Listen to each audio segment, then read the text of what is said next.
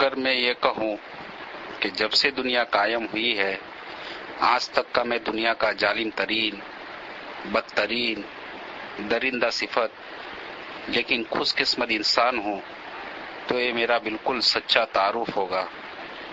میں ضلع مظفر نگر کے بڑھانا تحصیل کے مسلم راجپوت اکثریت والے گاؤں میں ایک اہیر کے گھر اب سے تقریباً 42 یا 43 سال قبل پیدا ہوا۔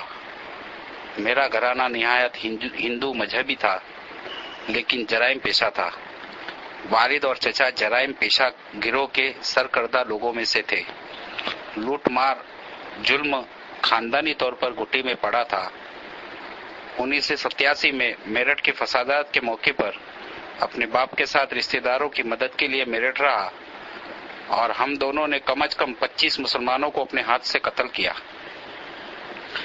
اس کے بعد مسلم نفرت کے جذبے سے متاثر ہو کر بجرنگ دل میں شامل ہوا۔ بابری مسجد، رام جنم بھومی کجیے میں 1990 میں شاملی میں کتنے ہی مسلمانوں کو قتل کیا۔ 1992 میں بڑھانا میں بہت سے مسلمانوں کو قتل کیا۔ بڑھانا میں ایک بہت مشہور نام کا بدماش مگر سچا مسلمان تھا جس سے پورے علاقے کے غیر مسلم تھراتے تھے۔ میں نے اپنے ایک ساتھی کے ساتھ اس کو گولی مار دی۔ مسلم دشمنی میں مجھے درندے نے ایک ایسی ظالمانہ حرکت بھی کی، شاید بربریت اور ظالمانہ حرکت آسمان کے نیچے اور زمین کے اوپر کسی نے نہ دیکھی ہوگی اور نہ سنی ہوگی اور نہ خیال کیا ہوگا۔ قرآن شریف کے 30ویں پارے میں ایک سورت بروج ہے، اس میں آگ کی کھائی والوں کے بارے میں اللہ نے کہا ہے کہ وہ برباد ہوئے اور ہلاک کیے گئے۔ یہ سورت شاید میرے بارے میں اتری ہے، بس اتنا ہے کہ اس میں انہیں آگ والے یعنی جہنمی کہا گیا۔ میرے قبول اسلام کا واقعہ ہر مایوس کو امید دلانے والا ہے کہ وہ کرپاوان اور دیالو اللہ جب میرے ساتھ ایسا کرم کر سکتا ہے تو کسی کو مایوس ہونے کی کہاں گنجائش ہے۔ میرے ایک بڑے بھائی تھے، ظلم اور جرائم کے باوجود ہم دونوں بھائیوں میں حد درجہ محبت تھی۔ میرے بھائی کی 2 لڑکیاں اور 2 لڑکے تھے جبکہ میرے کوئی اولاد نہیں ہے۔ بڑے بھائی کی بڑی لڑکی کا نام ہیرا تھا۔ وہ عجیب دیوانی لڑکی تھی، بہت ہی بھاوک تھی، جس سے ملتی بس دیوانوں کی طرح اور جس سے نفرت کرتی پاگلوں کی طرح۔ کبھی کبھی ہمیں یہ خیال ہوتا کہ شاید اس پر اوپری اثر ہے، کئی سیانوں وغیرہ کو بھی دکھایا مگر اس کا حال جو کا تو رہا۔ اس نے 8ویں کلاس تک اسکول میں پڑھا، بڑی ہو گئی، اس کو گھر کے کام میں لگا دیا، مگر اس کو آگے پڑھنے کا بہت شوق تھا اور اس نے گھر والوں کی مرضی کے بغیر ہائی اسکول کا فارم بھر دیا اور 8 دن تک کھیتوں میں مزدوری کی تاکہ فیس بھر سکے اور کتابیں منگوا سکے۔ جب کتابیں اس کی خود سمجھ میں نہیں آئی تو برابر میں ایک برہمن کے گھر اس کی ایک لڑکی سے پڑھنے جانے لگی۔ برہمن کا لڑکا بدماش اور ڈاکو تھا۔ نہ جانے کس طرح میری بھتیجی ہیرا کو اس نے بہکایا اور اس کو لے کر رات میں فرار ہو گیا۔ وہ اس کو لے کر بڑوت کے پاس ایک جنگل میں جہاں اس کا گروہ رہتا تھا پہنچا۔ وہ اس کے ساتھ چلی تو گئی مگر وہاں جا کر اسے اپنے ماں باپ کی عزت جانے اور ان کی بدنامی اور اپنی غلطی کا احساس ہوا۔ وہ چپکے چپکے روتی تھی۔ اس گینگ میں ادریس پور کا ایک مسلمان لڑکا بھی رہتا تھا۔ ایک روز اس نے اسے روتے ہوئے دیکھ لیا۔ اس نے رونے کی وجہ معلوم کی۔ اس نے بتایا کہ میں کم عمری اور کم سمجھی میں اس کے ساتھ تو آ گئی مگر مجھے اپنی عزت خطرے میں لگ رہی ہے اور میرے ماں باپ کی پریشانی مجھے بہت یاد آ رہی ہے۔ اس کو ہیرا پر ترس آ گیا اور اس نے بتایا کہ میں مسلمان ہوں اور مسلمان اپنے عہد کے سچے کو کہتے ہیں، میں تجھے اپنی بہن بناتا ہوں، میں تیری عزت کی حفاظت کروں گا اور تجھے اس جنگل سے نکال کر صحیح سلامت تیرے گھر پہنچانے کی کوشش کروں گا۔ اس نے اپنے ساتھیوں سے کہا کہ لڑکی تو بہت بہادر اور اپنے ارادے کی پکی معلوم ہوتی ہے، ہمیں اپنے گروہ میں 1-2 لڑکیوں کو ضرور شامل کرنا چاہیے، اکثر ہمیں اس کی ضرورت ہوتی ہے۔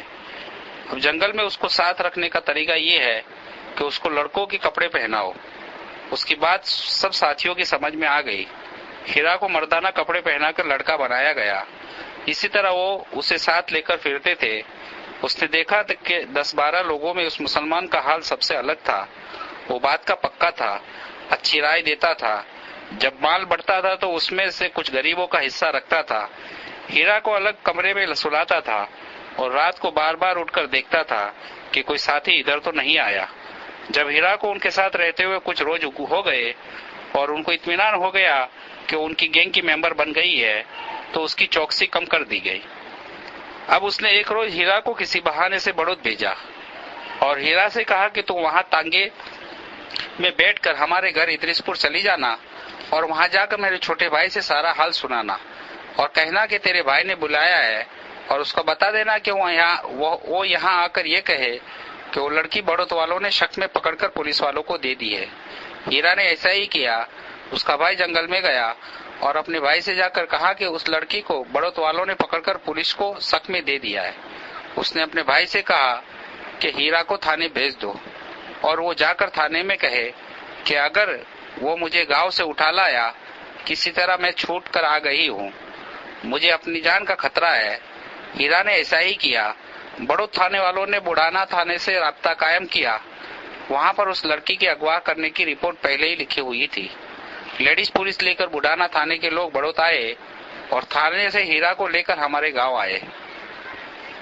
ہم نے اسے گھر میں رکھ لیا، مگر ایسی بدچلن لڑکی کو گھر میں کس طرح رکھے؟ ہیرا نے بتایا کہ مجھے اگرچہ وہ اٹھا کر لے گیا تھا، مگر میں نے اپنی عزت کی حفاظت کی ہے۔ کسی کو یقین نہیں آیا۔ ایک پڑھے لکھے رشتہ دار بھی آ گئے۔ انہوں نے کہا ڈاکٹری کرا لو۔ ہم دونوں بھائی ڈاکٹری کے لیے بڑھانا اسپتال اس کو لے کے گئے اور یہ خیال تھا کہ اگر اس کی عزت سلامت ہے تو واپس لائیں گے، ورنہ مار کر بڑھانا کی ندی میں ڈال آئیں گے۔ اللہ کا کرم ہوا کہ ڈاکٹر نے رپورٹ دی کہ اس کی عزت سلامت ہے۔ خوشی خوشی اس کو لے کر گھر آئے، مگر وہ اب مسلمانوں کا بہت ذکر کرتی تھی اور بار بار ایک مسلمان لڑکی کی شرافت کی وجہ سے اپنے بچ جانے کا ذکر کرتی تھی۔ وہ مسلمانوں کے گھر جانے لگی۔ وہاں ایک لڑکی نے اس کو دوزخ کا کھٹکا اور جنت کی کنجی کتاب دے دی۔ مسلمانوں کی کتاب میں نے گھر میں رکھی دیکھی تو میں نے اس کو بہت مارا اور خبردار کیا کہ اگر اس طرح کی کتاب میں نے گھر میں دیکھی تو تجھے کاٹ کے ڈال دوں گا۔ مگر اس کے دل میں اسلام گھر کر گیا تھا اور اسلام نے اس کے دل کی اندھیری کوٹری کو اپنے نور سے منور کر دیا تھا۔ اس نے مدرسے میں ایک مسلمان لڑکی کے ساتھ جا کر ایک مولوی صاحب کے ہاتھ پر اسلام قبول کر لیا اور چپکے نماز سیکھنے لگی۔ وہ وقت پر پابندی سے نماز پڑھنے لگی۔ مسلمان کے بعد وہ شرک کے اندھیرے گھرانے میں گھٹن محسوس کرنے لگی۔ وہ بالکل اداس سی رہتی۔ ہر وقت ہنسنے والی لڑکی ایسی ہو گئی جیسے اس کا سب کچھ بدل گیا ہو۔ نہ جانے کس طرح اس نے پروگرام بنایا اور پھر گھر سے چلی گئی۔ ایک مولوی صاحب اس کو اپنی بیوی کے ساتھ فولت چھوڑائے۔ فولت کچھ روز مولوی کلیم احمد صدیقی صاحب کے گھر پر رہی۔ پھر مولوی صاحب نے اس کو احتیاط کے طور پر دلہی اپنی بہن کے پاس بھیج دیا۔ وہاں وہ رہی۔ وہاں اس کو بہت مناسب ماحول ملا۔ وہ مولوی صاحب کی بہن کے یہاں رہی اور ان کو رانی پھوپھو کہتی تھی۔ مولوی محمد کلیم صاحب کی اہلیہ نے بھی بہت پیار دیا اور رانی پھوپھو نے اس کی بہت تربیت کی۔ شاید 1-1.5 سال وہ دلی رہی۔ فولت اور دلی کے قیام نے اس کو نہایت سچا پکا مسلمان بنا دیا۔ اسے اپنے گھر والوں کو خصوصاً اپنی ماں سے بہت محبت تھی۔ اس کی ماں بہت بیمار رہتی تھی۔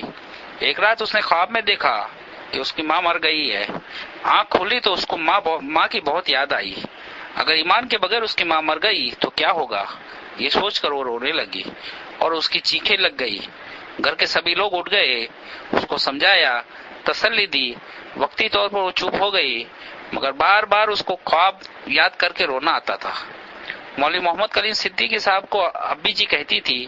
بار بار وہ اپنی ماں کو یاد کرتے اور گھر جانے کی اجازت مانگتی، مگر مولوی صاحب نے اس کو سمجھاتے کہ تمہارے گھر والے تمہیں زندہ نہیں چھوڑیں گے اور مار دیں گے، اور اس سے زیادہ یہ کہ تمہیں پھر ہندو بنا لیں گے۔ ایمان کے خطرے سے وہ رک جاتی، مگر پھر اس کو گھر یاد آتا تو گھر جانے کی ضد کرتی۔ بہت مجبور ہو کر مولوی صاحب نے اس کو اجازت دی، مگر سمجھایا کہ تم صرف اپنے گھر والوں کو اسلام کی دعوت دینے کی نیت سے گھر جاؤ اور واقعی اگر تمہیں اپنے گھر والوں سے محبت ہے تو محبت کا سب سے ضروری حق یہ ہے کہ تم ان کو اسلام کی دعوت دو اور ان کو دوزخ کی آگ سے بچانے کی فکر کرو۔ ہیرا نے، جس کا نام اب ہیرا ہو چکا تھا، کہا کہ وہ تو اسلام کے نام سے ہی چڑھتے ہیں، وہ ہرگز اسلام نہیں قبول کر سکتے۔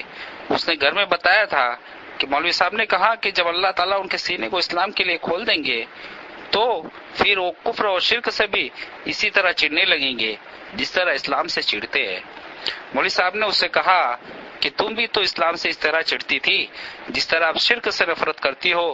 اللہ سے دعا کرو اور مجھ سے عہد کرو کہ تم گھر اپنی ماں اور گھر والوں کو دوزخ سے بچانے کی فکر میں جا رہی ہو۔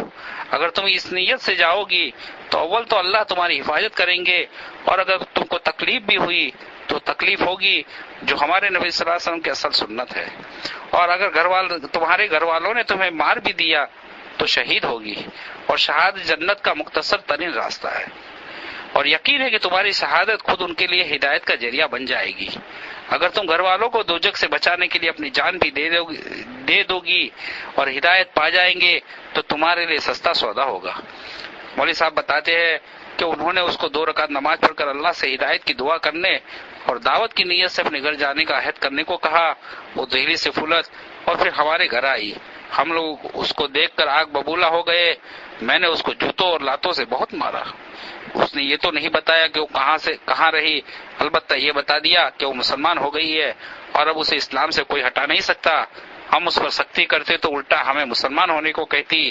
اس کی ماں بہت بیمار تھی، 2 مہینے کے بعد وہ مر گئی تو اس کو دفن کرنے کے لیے مسلمانوں کے حوالے کرنے کو کہتی رہی کہ میری ماں نے میرے سامنے کلمہ پڑھا ہے، وہ مسلمان مری ہے۔